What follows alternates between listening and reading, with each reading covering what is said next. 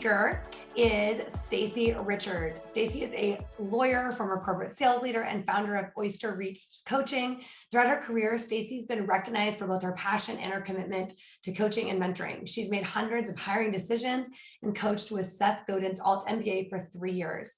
So she founded OysterReef Coaching because she saw a need among young people starting their careers to bridge the gap from what they learned in college to succeeding in their first professional role. She's been retained by companies that hire college graduates and young professionals to help them navigate starting a successful career with both confidence and momentum.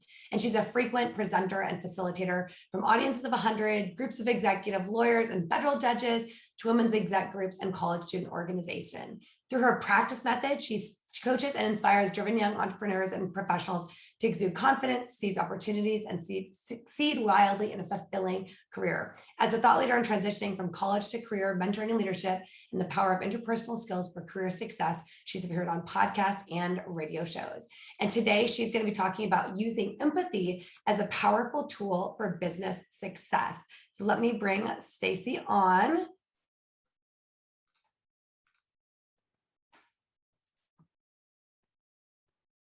Here she is. Stacy, using empathy as a powerful tool for business success. Hi, Rebecca. Can you hear me okay? You're good to go. Great. Thank you. It's really exciting to be here. It's been so fun to listen to everybody's presentations, to be in this room of just amazing, talented women and hearing about, what we're seeing is everybody has such great passion behind what they do. And I absolutely love that. I think that's very unique to women and how we show up at work and how, what we produce and what we contribute in life. And so it's just so amazing and powerful to be here. And I'm so excited to follow Michelle in talking about following your passions and asking for what you need in terms of your personal development. The topic I'm going to talk about today is a simple one, but it's so powerful, and that's empathy. I'll tell you a little story about how empathy became so important in my life about 4 years ago. As Rebecca mentioned, the Alt MBA is a program that I got involved with, and I had been leading teams and hiring people and leading in the corporate world, and before that in law firms for 24 years at that point, and thought I knew a lot about leadership and about personal relationships, interpersonal relationships at work. But in that course, we talked about a number of skills that you have as a human being and how powerful those things can be in your relationships. And the number one thing for me was empathy. Empathy is just so important for those relationships that we have as entrepreneurs. And it's just absolutely critical to be thinking about your skills with empathy as you head into any business, really. Every job we have, any business that we're in, those personal relationships, whether it's with clients, whether it's with vendors, whether it's with our employees, those relationships that we have are absolutely critical. So really practicing empathy can be the single most important step that you take for your business. And as I'll talk about, it really is a practice. It's not something you're ever going to be an expert in. I certainly am not, but I think about it every day. And what I'm hoping to get across to you all today is that if you begin to think about it every day and notice those things that you're doing in those relationships that you have, it's going to become a really powerful tool for you. And hopefully you'll notice the change that it's making in your business and in those relationships. So what I want to talk about is why empathy is critical for those relationships and to your success as a business person. What empathy really is, because there's a lot of misconceptions and sometimes the word is used for a situation that's not actually empathy. And then most importantly, how to practice it and what you can do starting today to get better at being empathetic and improving those relationships that are so important to your business. So Entrepreneur Magazine in 2018 highlighted how empathy yields hard bottom line results. So this is not just a soft skill that we're talking about, right? This is not just a trait that it's nice to have, but really what does it do to impact your business? Empathy gives you hard bottom line results. Those clients that we have as entrepreneurs are absolutely the lifeblood of our business. And we need to be handling those relationships effectively and constantly working to improve them. 84% of CEOs believe that empathy drives better business outcomes. But 60% of entrepreneurs and CEOs say that they absolutely struggle with it. And it's hard. I mean, we are human. And when we get into hard situations and day to day, especially when we're running our own business and we have high stress around that, it can be really difficult to slow ourselves down and to come back to how am I showing up as my best self in this relationship? Am I showing empathy? Okay, so it is challenging, and that's why I say it's a practice that we need to continue to work on. And then just as further evidence of how critical empathy is to business success, no matter what business it is you're running, there was a fascinating study in 2017 that Google ran. They wanted to come up with new ideas for the business, new products and services that Google would provide. So they decided that they were going to take a little bit of an unconventional approach. They decided we want to form teams and of different types of people and see who comes up with the best ideas. And what they found in that Project Aristotle, if you want to look it up and find out more about it, is that the most important new ideas coming out of the project came from what they called the B teams, which were actually not any of their typical product development scientists. They were actually people in the business who had been identified as having high IQ, high empathy skills, generosity, equality, and curiosity. It was because those teams allowed ideas to flourish. They provided a safe psychological space for people to share ideas. Nobody had to think that somebody was going to think their idea was stupid. It was a safe space to really play with things, try things out, and be vulnerable. And therefore, those teams are the ones that came up with the best ideas for Google. So it really is fascinating how empathy can play a role in every aspect of your business. The wonderful thing about empathy too, and as I said, it really started to make an impact on me in my professional and personal life about 4 years ago. It feels good. It can be hard at first to practice it, but it really feels good. I'm going to tell you a story a little bit later about a time that I practiced empathy in a really hard situation and why I still remember it to this day. And it's really, so empathy is, genuinely allows you to genuinely connect with others. And studies show it makes you more productive and more innovative, which makes a lot of sense because if you're creating an empathetic environment, you're creating a safe space for yourself as well. It gives you a competitive advantage too, because if you think about it, in terms of your competitors, what if, your clients were able to say, well, they both provide great services, but the reason that I go with Rebecca, or the reason that I went with Michelle or with Meg, as Lauren mentioned in the chat, she said, I love working with Dr. Meg Mel, because she cares so much, right?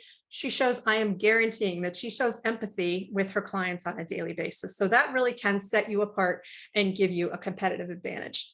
So let's talk about what empathy is, okay? And with this slide, you can see I love this image of the shoes, because empathy really is allowing yourself to stand in someone else's shoes. So it's very different from sympathy or compassion, because if I'm sympathetic to somebody, I think, oh, they're going through a really hard time and I want to be helpful to them. I'm sympathetic to the fact that they're going through a hard situation.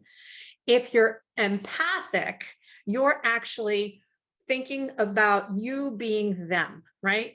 You're in there, you're standing in their shoes, you're living the life that they live, and you're understanding where they're coming from. You're understanding their thoughts and their needs. You're standing in their shoes in order to experience life as they experience it.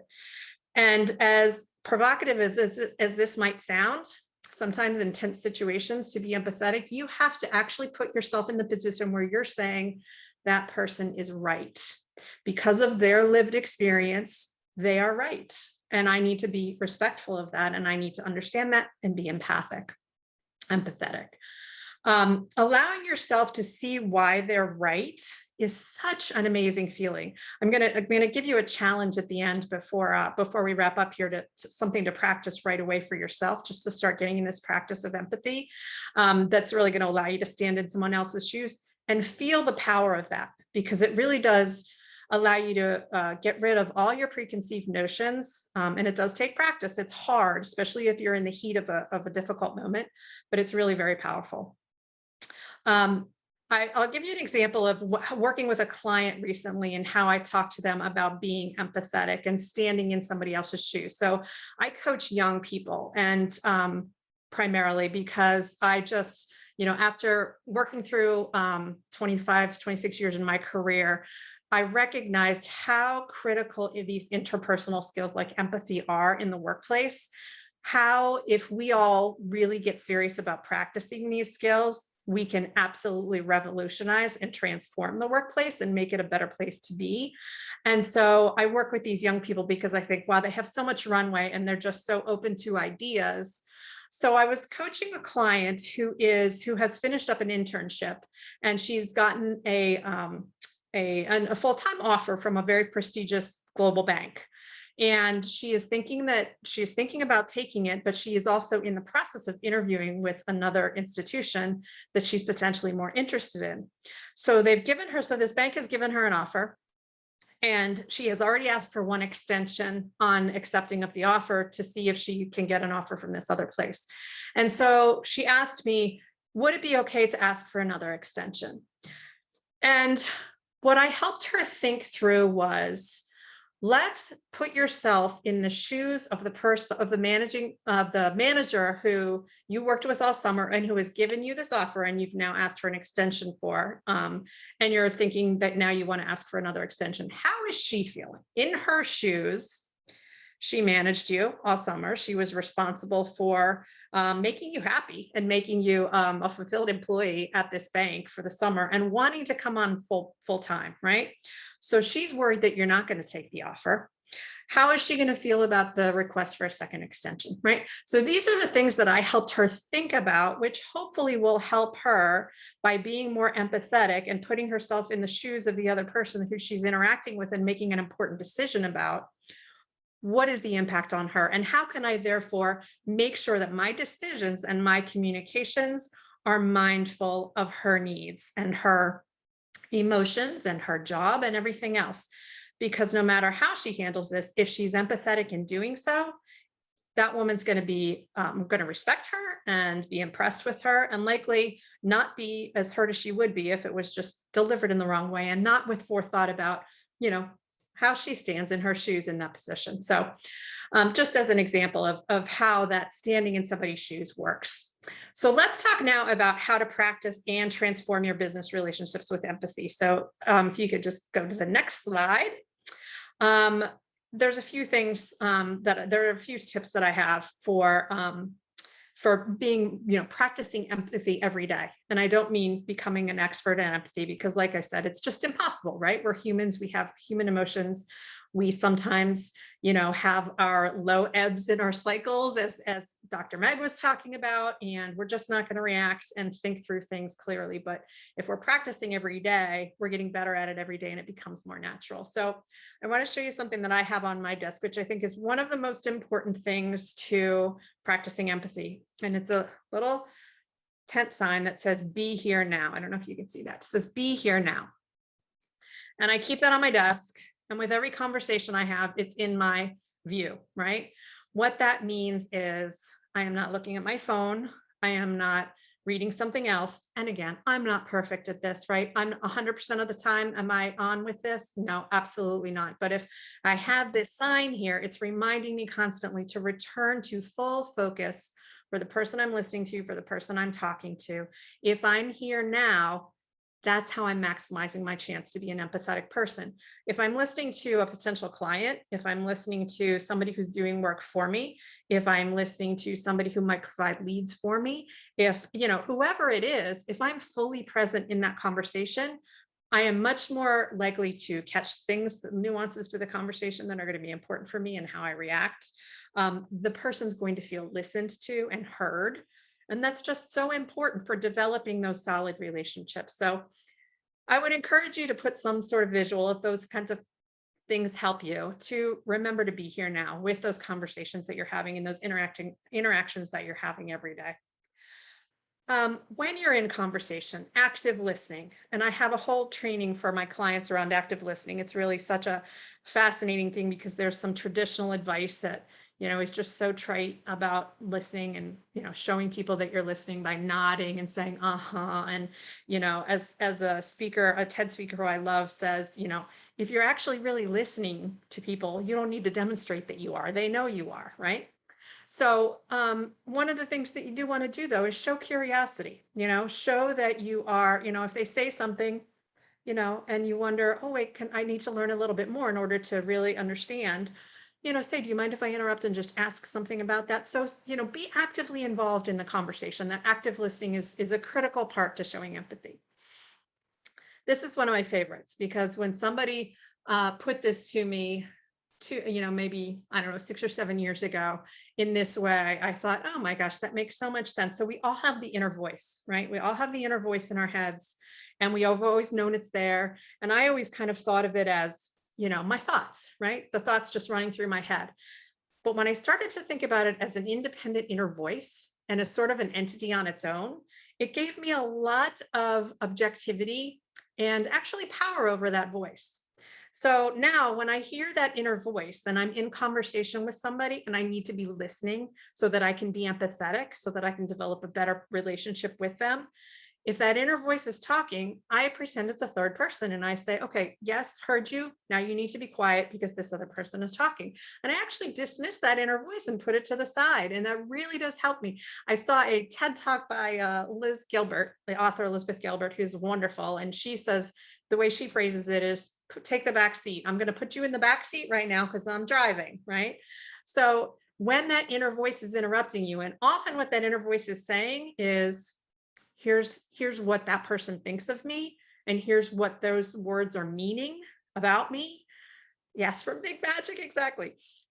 When that inner voice is talking, it's often in a defensive mode or in a I'm going to say this next mode, right? If you're a human being who relates to people every day, you're going to be okay talking next. You don't need to plan it, right? What you need to be doing is listening.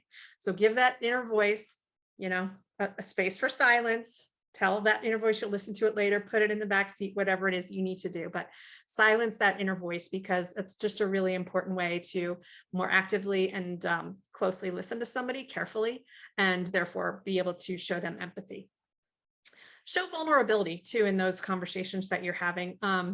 Be open and transparent about your lines of communication. I used to make the mistake of thinking that I could develop a better relationship with somebody by saying, same here. That happened to me last week, or, oh my gosh, that happened to my sister. And what I learned, especially in studying empathy, is that that's not always helpful. I always thought, oh, I'm relating to them, but maybe they don't feel that that's the same, right?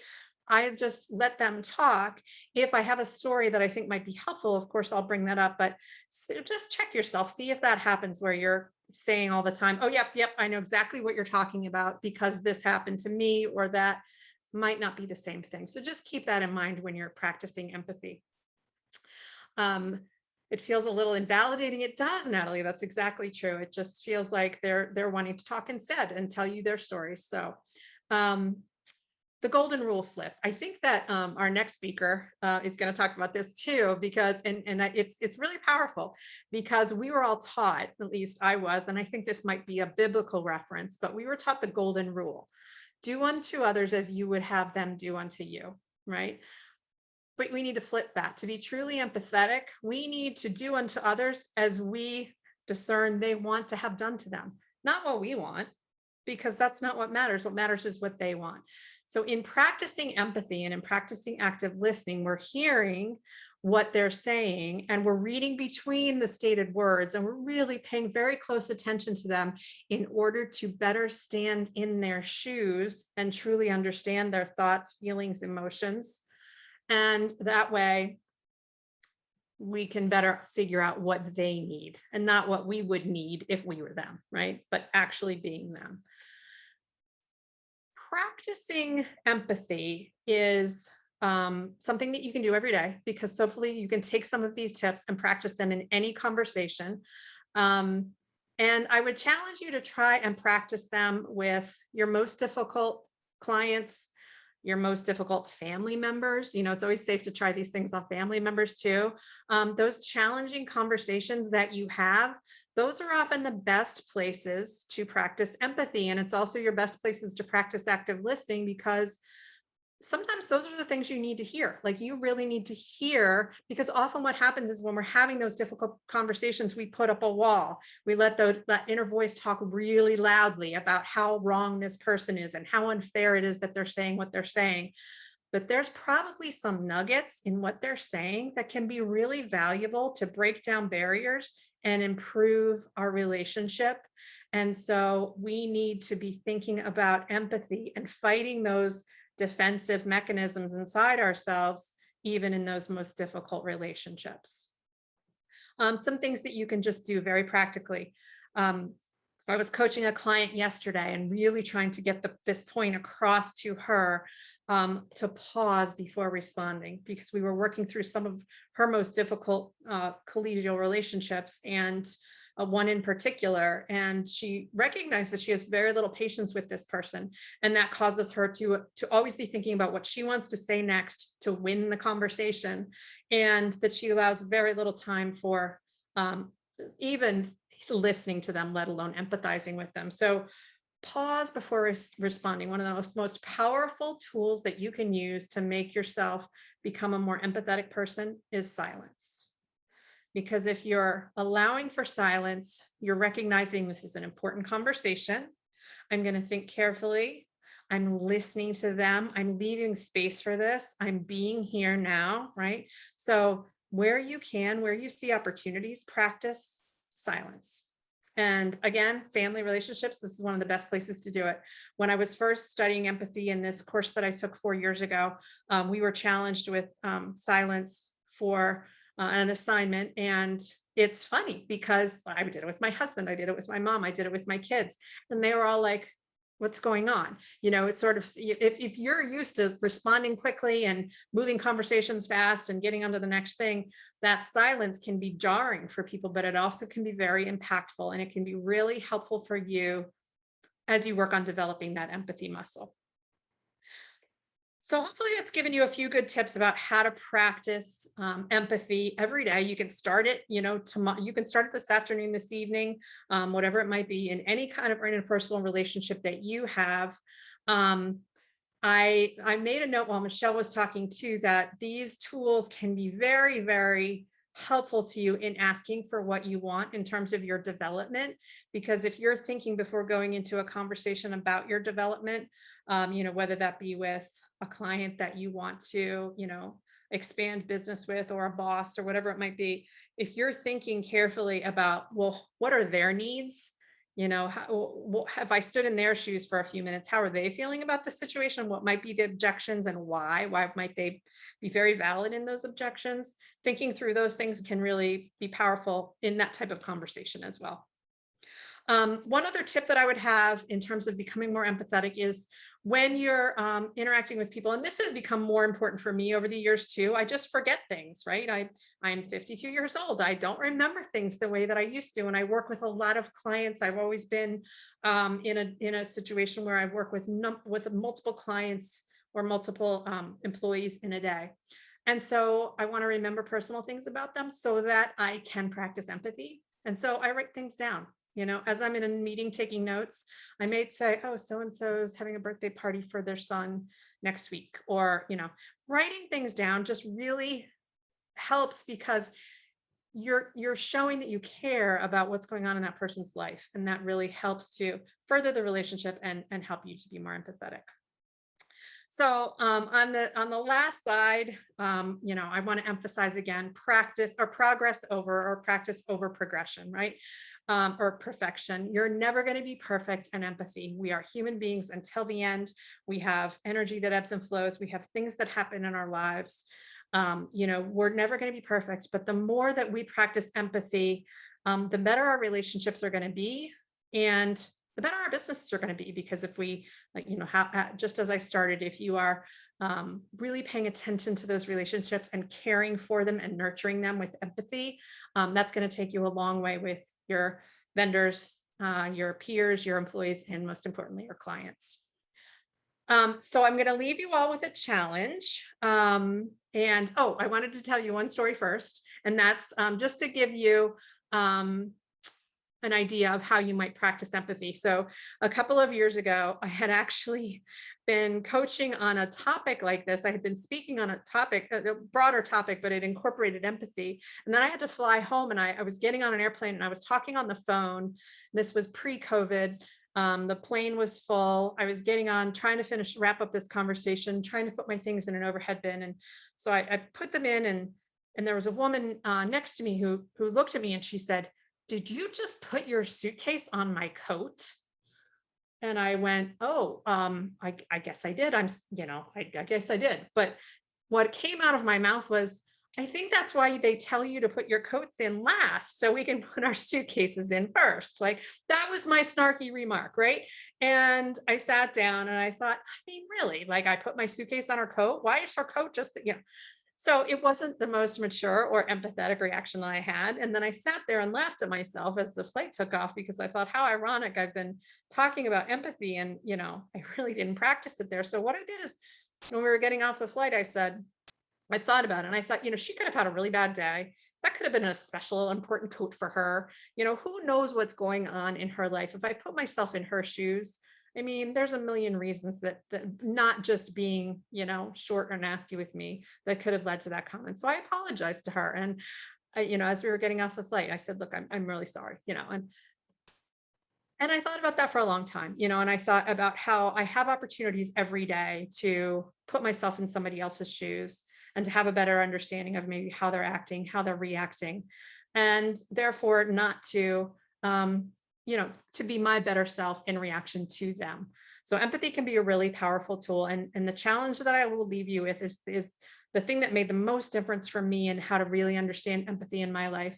Pick a topic that you are very, very passionate about, that other people feel very differently about. So for me, I chose the topic of gun control.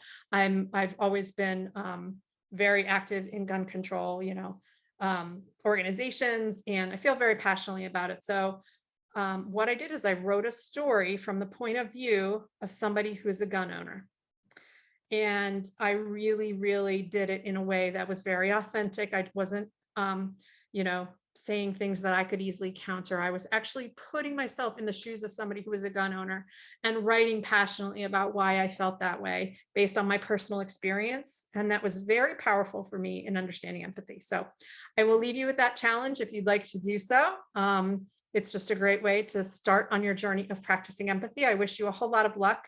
This is obviously what I'm so passionate about. So if any of you want to dig into this with me, I'd be more than happy to. Or if you feel like it would be something that somebody might benefit from, please, I'm happy to talk to anybody. It's just great stuff. It makes us all be better people in the workplace. And that's what's really great for our future and the future of our young people too. So love you to join me in a call, and OysterReef Coaching is my company. And I'm just, again, so thrilled to have been here with all of you today, and hope to connect with those of you I'm not yet connected with.